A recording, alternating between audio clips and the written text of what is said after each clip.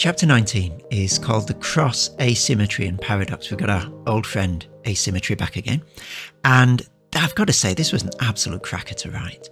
The stuff that I was discovering in my own study of the Bible and in what people were writing about the cross here was just, I can remember, just electrifying to study, and then really exciting to be able to try and write that down myself.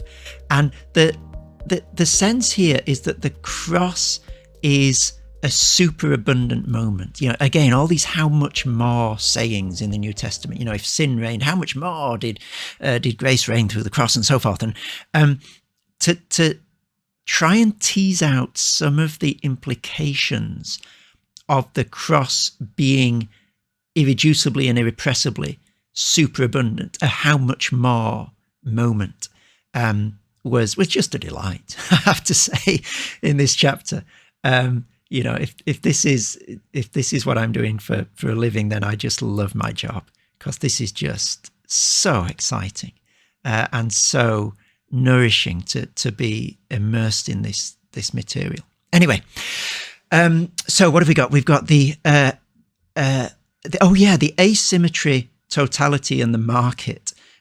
So again, I'm just contrasting the superabundance of the cross. I'm getting this from William Kavanagh and John Milbank and others, with the iron logic, the dulling, contained, safe logic of the modern market society, as Michael Sandel calls it, the way that everything seems to be a transaction for us nowadays, including relationships and security and identity. And the more I looked at that in the light of the superabundance of the cross, and again, David Bentley Hart really helped me to see this in his Beauty of the Infinite, that just the more impoverishing and controlled and small it seems, and just how outrageous and unpredictably free the paradigm of the cross appears, limitless in comparison with this controlled and calculated society in which we find ourselves at the moment.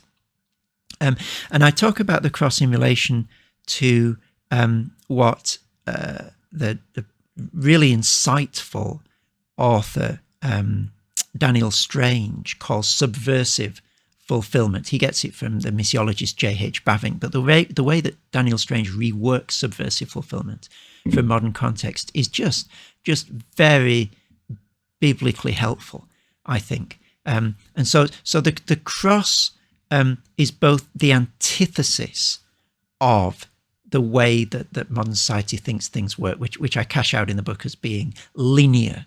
You get out what you put in, garbage out, no pain, no gain, that sort of paradigm. I think that the cross cuts right across that. So there's an antithesis between the cross and those things.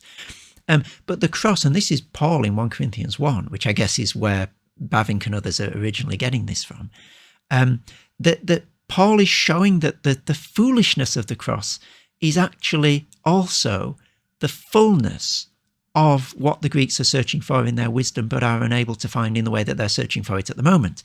So that there's this brilliance of the juxtaposition of antithesis and fulfillment. The cross is foolishness to your wisdom. It's the absolute opposite. And yet the foolishness of God is wiser than human wisdom.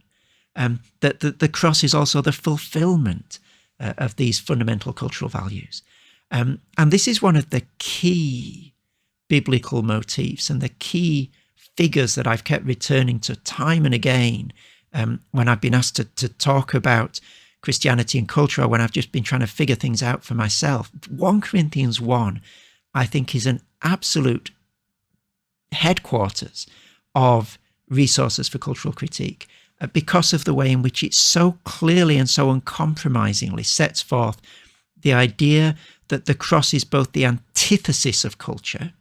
There's no straight continuity between ancient or modern culture and the cross of Christ. You can't just sort of slink into it like some nice pair of slippers.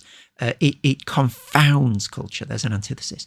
But there's also a fulfillment. You know, if you want real wisdom, you Greeks, go to the cross. If you want real power, you Jews, go to the cross. I know you think it's the most foolish and the weakest thing out there, but you've just got to get over yourselves and find the fulfillment of your deepest cultural values in the place that you would least think of looking, and the place that you scorn. That's Paul's message. It's sort of a mic drop moment from Paul in 1 Corinthians 1.